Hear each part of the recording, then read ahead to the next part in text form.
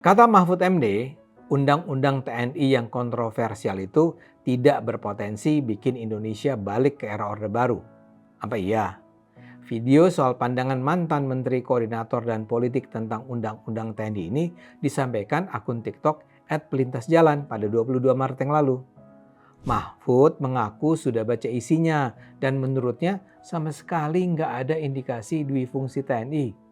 Yang ada malah penguatan konsep TNI yang sudah lama ada. Ada beberapa poin yang disampaikan Mahfud terkait Undang-Undang TNI ini.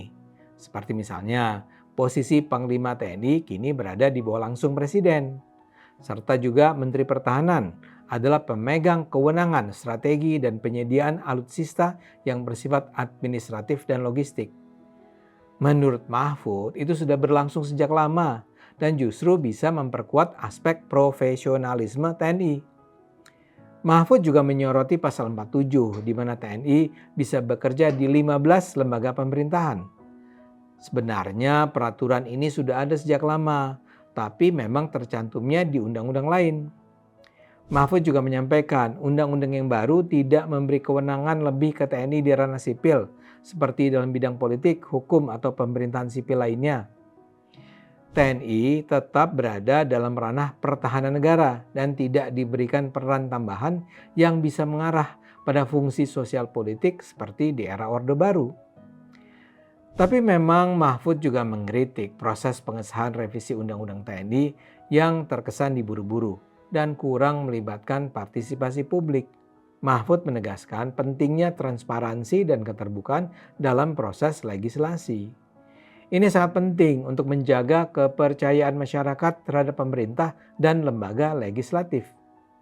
Komentar senada juga datang dari Kepala Kantor Komunikasi Kepresidenan Hasan Nasbi. Menurut Hasan, pasal-pasal yang dikhawatirkan sebenarnya nggak ada di Undang-Undang TNI yang sudah disahkan. Salah satu isu yang jadi perhatian adalah penempatan prajurit TNI yang aktif di jabatan sipil.